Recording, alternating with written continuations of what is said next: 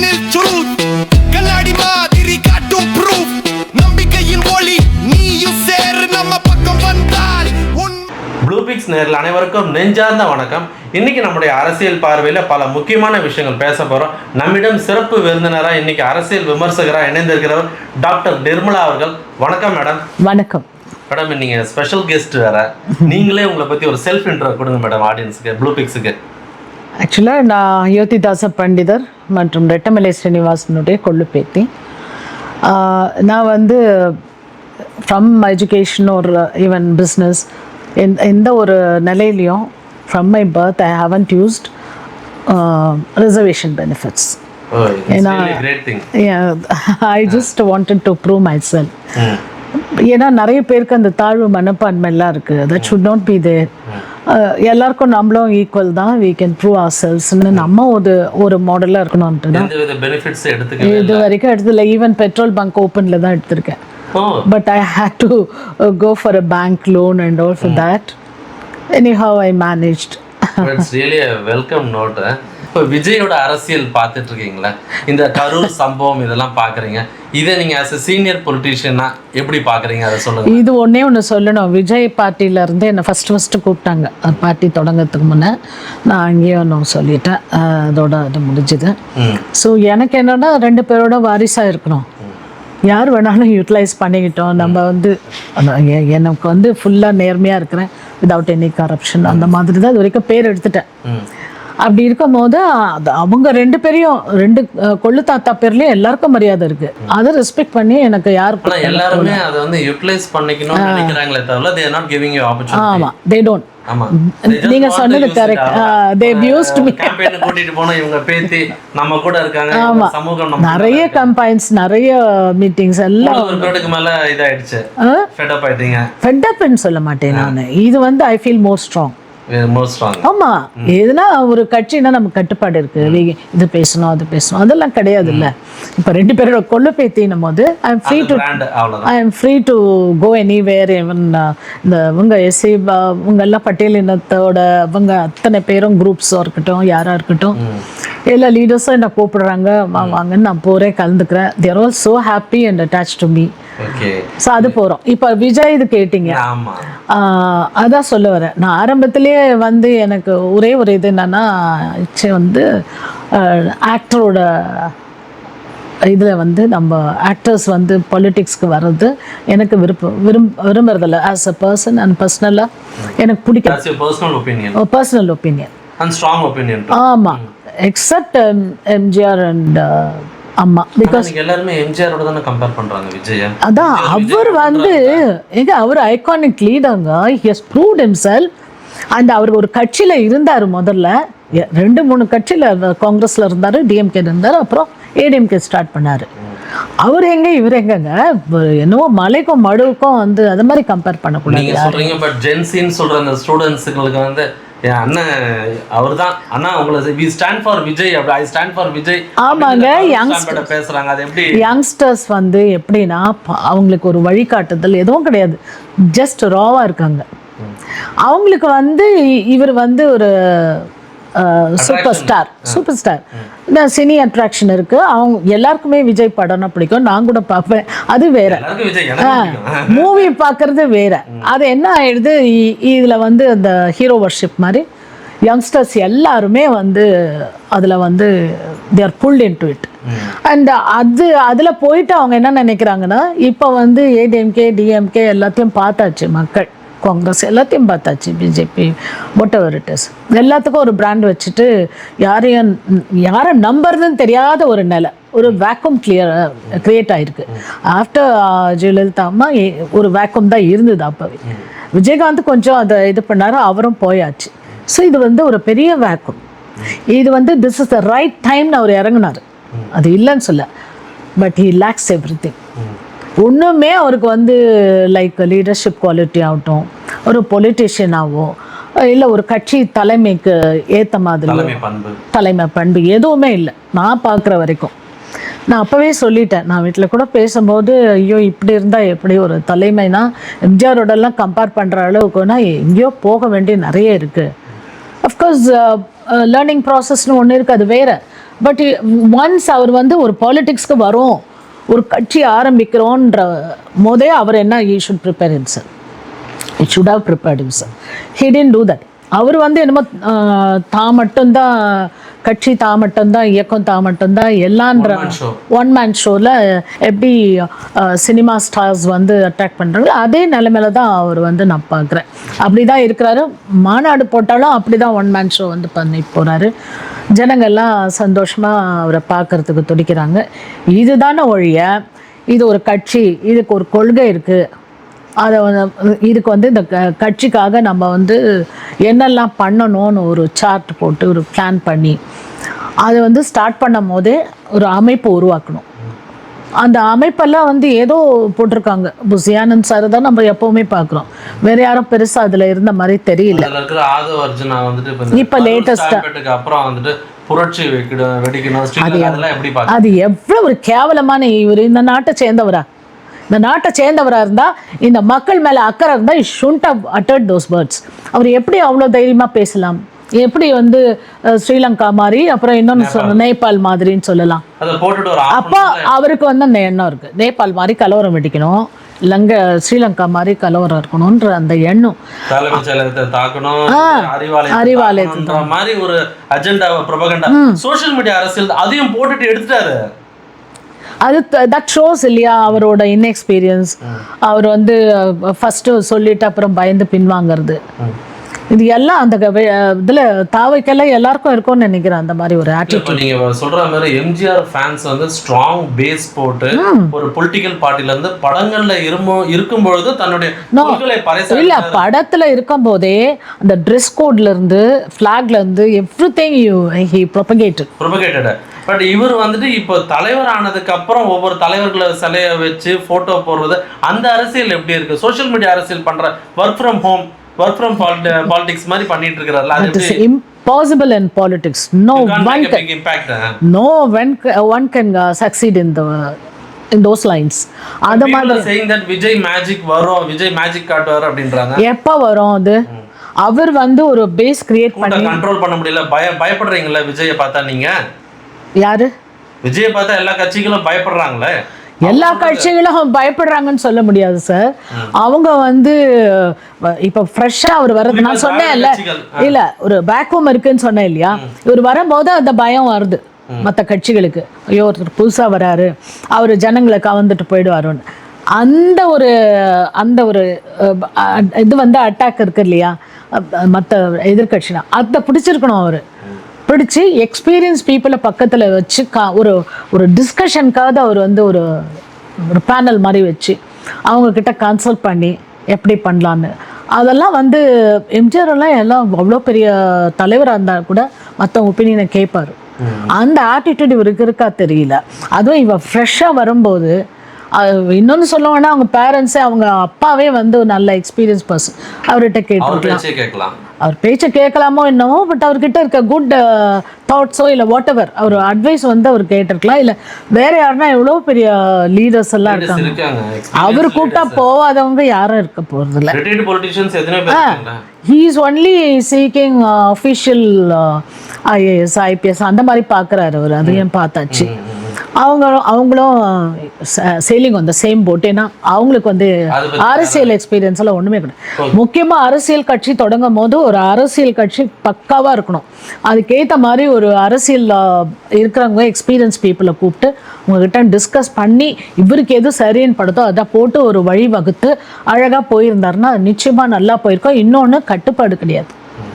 அப்படியே வராங்க ஃபேன்ஸு வந்து அவரை பார்க்குறாங்க போகிறாங்க. கட்டுப்பாடோட ஒரு கட்சி இருக்கணும். இப்போ எம்ஜிஆர்லாம் வந்து இவ்வளோ கூட்டம் வந்தது, எல்லாருக்குமே அண்ணாக்கு எல்லாருக்கும் கூட்டம் இருந்தது. அப்போல்லாம் சோஷியல் மீடியா கூட கிடையாது. அதனால எதனா இந்த மாதிரி ஸ்டாம்பிங் எதனா ஆனால் கூட தெரிய பேப்பர் வந்து இருக்குது, பத்திரிகை வந்து போடுவாங்க. நடக்கல, போயிடுவாங்க. அந்த கட்டுப்பாடுன்றது வந்து ஆரம்பத்துலேருந்தே அண்ணாதுரை எம்ஜிஆர் சொல்றீங்க. அன்ஃபிட்டுன்னு சொல்லாமான்னு தெரியல. பட் எனக்கு ஒன்றே எனக்கு வந்து என்னன்னா, அன்னைக்கு ஸ்டாம்பீட் நடக்குது, கொஞ்ச நேரத்தில் காட்டுறாங்க டிவியில், இவர் ஏர்போர்ட்டுக்கு அவசரமாக போய்கிட்டே ப்ரெஸ் இது பண்ணால் அப்படியே தலை குடிஞ்சிக்கிட்டு போகிறாரு. என்ன லீடர் அங்கே அப்படியே அவர் விழுந்துட்டாருன்னு தான் நான் சொல்லுவேன். தலைமை பண்பும் இல்லை, ஒரு கோழைத்தனமாக அது என்ன தைரியம் இல்லை.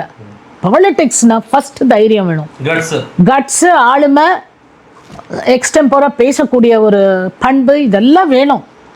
ஒன்றுமே இல்லாமல் வெறும் ஃபேஸை காட்டிட்டு நம்ம அவங்க எழுதி கொடுக்கறத வந்து பார்த்துட்டு அந்தந்த ஏரியாவில் என்ன குறைன்னு சொல்லி பேசிட்டு போகிறது ஒரு லீடர்ஷிப்பா? இல்லை, நீங்கள் இந்த கரூரை மட்டும் எடுத்துக்கிட்டா நாமக்கல்ல வந்த கூட்டம் அப்படியே கேரி பண்ணியிருக்காங்க. சரி, என்ன சொல்கிறாங்கன்னா, நீங்கள் வந்து ஒருத்தன் வந்துட்டு இப்போ என்ன சொல்கிறாங்க, செந்தில் பாலாஜி சதி பண்ணிட்டாரு, இல்லை வந்து ஆளை விட்டுட்டான்றாங்க. இப்போ பைக்கில் வரும்போது இவங்களோட ஃபேன்ஸ் வந்து நேராக பஸ்ஸுக்கு அடியில் போய் அடியில் காட்டுறாங்க. எப்படி பார்த்தீங்க? இல்லை, அன்ரூலி ஒரு அதான் சொல்லிட்டேன், கட்டுப்பாடே கிடையாது அந்த கட்சியில். அண்ட் இவராவது வந்து அவங்களுக்கு வந்து சும்மா அட்வைஸ் பண்ணுறாரு வழிய, இவர் வந்து அதெல்லாம் ஒரு அக்கறையோட ஃபேன்ஸை வந்து முதல்ல வந்து கட்டுப்பாடு சொல்லி கொடுத்து, இப்போ இவங்க நம்ம ஏடிஎம்கே டிஎம்கே எல்லாம் அண்ணாதுரையால் வந்தது தான். ஒரு அண்ணா என்ன சொன்னார், கடமை கண்ணியம் கட்டுப்பாடு, அதை மூணை வந்து ஒரு வேத வாக்காக எடுத்துகிட்டு அது அந்த இயக்கம் போய்கிட்டு இருக்கு. அந்த மாதிரி ஏதாவது ஒரு கேட்சியாக வேர்ட் சொல்லி அவங்க மனசில் பதிகிற மாதிரி இவரும் ஒரு ரோல் மாடலாக இருந்து நடந்து. அது கூட நீங்கள் சொன்ன மாதிரி சொல்லலை, சரி தெரியலன்னு எடுத்துக்கலாம். நீங்கள் ஒரு வண்டியில் போகிறீங்க, உங்கள் வண்டியில் முன்னால் போகிறவங்க அடிபட்டு விடுறாங்க, வண்டியை விட்டு இறங்கி ஒரு அடிக்கலாம் இல்லை திட்டலாம், உங்கள் அம்மாவுக்கு ஃபோன் போடுற, அவங்க அப்பாவுக்கு ஃபோன் போடுற, யாரா நீ இனிமேல் எனக்கு அதான் ஆளுமை சொல்லலாம்ல? ஆமாம், அதெல்லாம் ஒன்றுமே இல்லை. செய்வீங்களா அந்த மாதிரி? எப்படி செய்ய? இப்போ நான் எத்தனையோ அதெல்லாம் போயிருக்கேங்க மீட்டிங்ஸ், ஒரு மிட் நைட்டுங்க அப்படியே குறுக்க வந்து ஒரு குழந்தையோட வந்து இது பண்ணுறாங்க, டக்குன்னு ஸ்டாப் பண்ண உடனே எனக்கு சொன்னேன், இங்கே நிறுத்திடு, நீ ஃபர்தராக போகாத அப்படின்னு சொல்லி அவங்க விசாரிச்சுட்டு, அது வந்து மனிதாபிமானம் யாருக்கு வேணா வரும். அது மாதிரி வந்து ஒரு மனிதாபிமானம் இல்லாமல் இது இவ்வளோ ஈஸியாக அவர் எடுத்துகிட்டு போகிறது வந்து அவருக்கு நல்லதில்லை, அந்த இயக்கத்துக்கும் நல்லதில்லை. கண்ணு எதிராக ஒருத்தர் வந்து கண்ணு எதிராக தாத வருஷம் வந்து சொல்கிறாரு, இவர் வந்து வெறும் மைக்கில் அவ்வளோ ஒரு அனாவசியம் கேவலமாக இருக்குங்க. அவர் அனாவசியமாக அந்த மாதிரி மனித உயிர்களை வந்து இவர் எடுத்துக்கிட்டாருன்னா இவர் என்ன தலைவர், இவருக்கு என்ன ஒரு கட்சி, ஒரு கேடு, தப்பு. அது இவரை முதல்ல முன்னிலைப்படுத்தி இவரே தயார்படுத்திங்களேன்னு நான் நினைக்கிறேன். அதான் உண்மை. தொண்டர்களை விடுங்க, கட்சியை விடுங்க, அந்த செகண்ட் லைன் லீடர்ஸை விடுங்க. Is he prepared as a leader? இல்லை, எஸ் ஃபெயில். இப்போ 2 days பிஃபோர் ஒரு வீடியோ ஒன்று போட்டார், அது பார்த்தீங்களா? அது வந்து பப்ளிக் மத்தியில் அதே மாதிரி எல்லா பொலிட்டீஷியனும் விஜயோட மனநிலை எப்படி இருக்குன்னு பார்க்குறேன்னு சொல்கிறாங்களே தவிர, அங்கே இறந்து போன குடும்பத்தோட மனநிலை பற்றி யாருமே யோசிக்கலையே. அது பிஜேபியா இருக்கட்டும், ஏடிஎம்கே, எல்லாருமே ஏன் விஜயோட அந்த ஆடியன்ஸை கவர் பண்ணணுன்றதுக்காக பாலிடிக்ஸ் பண்றாங்க. ஆமா, அது நல்லா தெரியுது, கிளியரா தெரியுது. நம்ம பார்க்கும்போது நமக்கு வரணும்.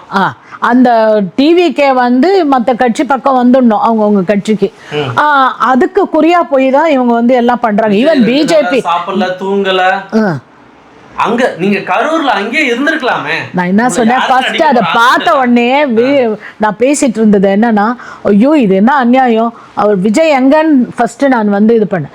ஏர்போர்ட் காட்டும்போது அடப்பாவி அடக்கடவுளே, இந்த விஜய் வந்து இங்கேல இருந்திருக்கணும், கரூர்ல ஏதாவது ஒரு ஹோட்டல்ல ரூம் போட்டு இருக்கலாம், இல்லை எங்கன்னா பக்கத்துல போய் இருக்கலாம்.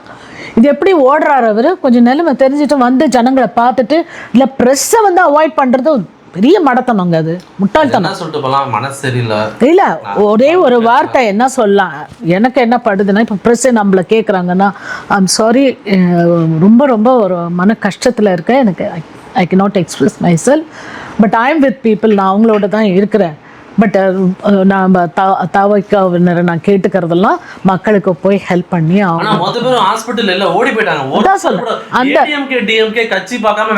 வேலை பார்த்தாங்க.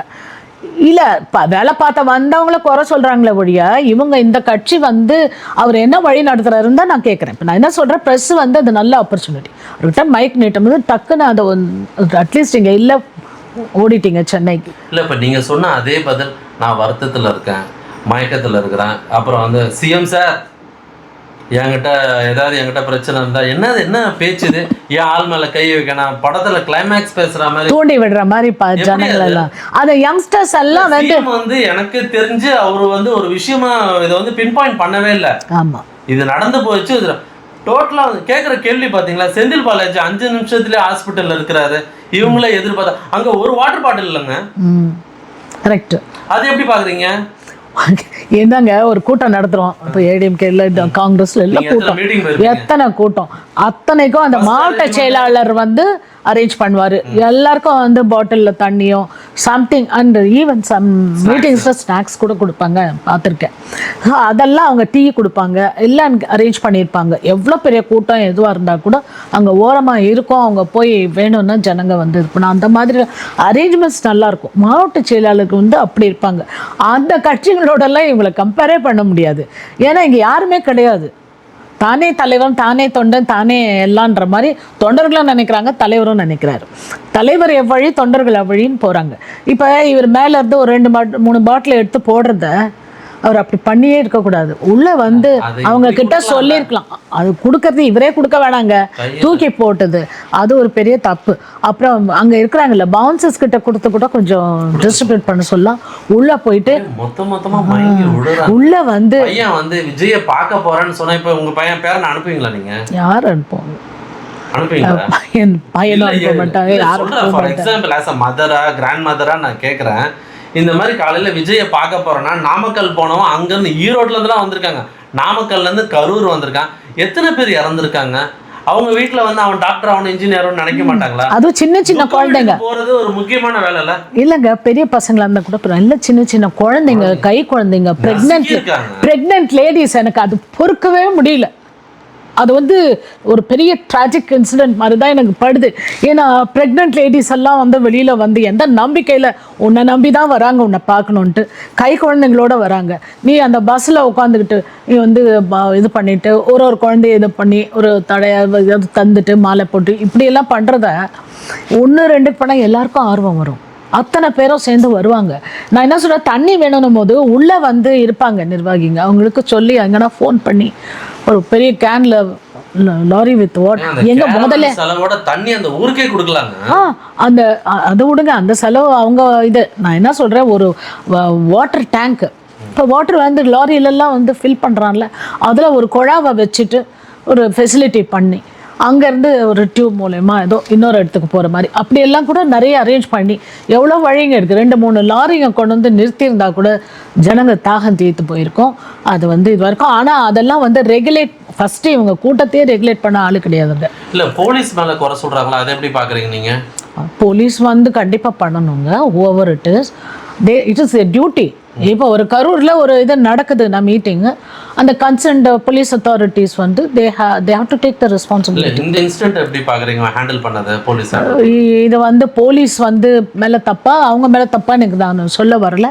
பட் போலீஸ் மேலேயும் தப்பு இருக்குது, இவங்க மேலேயும் தப்பு இருக்குது. எப்படின்னா அவங்க சொன்னதெல்லாம் ஃபாலோ பண்ணாமல் இவங்க ப்ரொசீட் பண்ணியிருக்காங்க, நம்பர் 1. 2வது, போலீஸ் வந்து யாராக இருக்கட்டும், எந்த கட்சியாக இருக்கட்டும், இவ்வளோ ஜனங்க கூடுதுன்னா isn't that the responsibility of the police to control the law and order there? அது they have failed. நிஜமாக நான் வந்து போலீஸ் மேலே எனக்கு வந்து அது அந்த குற்றச்சாட்டை நான் வைக்கிறேன். சரி, நீங்கள் ஒரு மதர் லேடியாக இருக்கீங்க, ஒரு கமெண்ட் பார்த்தீங்களா என்னன்னு தெரியல. ஒரு குழந்தை தானே போச்சு, இன்னொரு குழந்தை யார் அது? ஒரு தளபதி தானே ஒரு தற்கொலை, யார் சொன்ன? ஒரு தற்கொலை போட்டிருக்காங்க. அந்த தற்கொலைங்க தானே அவர் பின்னாடி போறாங்க. தற்கொலைக்கு பயந்து தான் ஒவ்வொருத்தர் கமெண்ட் போட்டாலே இருக்கிற அதாவது அச்சில் ஏற்ற முடியாத வார்த்தைகள்ல தமிழின் உச்சகட்ட கெட்ட வார்த்தை யாரா தான் நீங்க பேசுனீங்களா, உங்க அப்பா அம்மா இழுக்கிறது, அதுதான் இப்படி பண்ற ஒரு தற்கொலை தொண்டர்களை வச்சுக்கிட்டு புரட்சின்னா என்ன அர்த்தம் தெரியுமா? இல்லை நான் தான் சொல்லிட்டேன், அட்டா ஃபெயிலியருங்க. விஜயும் டிவிகே ஆகட்டும், அவங்களுக்கு நான் திருப்பி சொல்ல வர்றது, அந்த யங்ஸ்டர்ஸ் ஆகட்டும், அந்த கட்சி ஆளுங்களாகட்டும், யாராகட்டும், எல்லாரும் they are depend on Vijay. Vijay தான் தலைமை, விஜய் தான் எல்லாம். விஜயும் அப்படி தான் நினச்சிக்கிட்டு ஒன் மேன் ஷோ நடத்துறாரு இல்லை.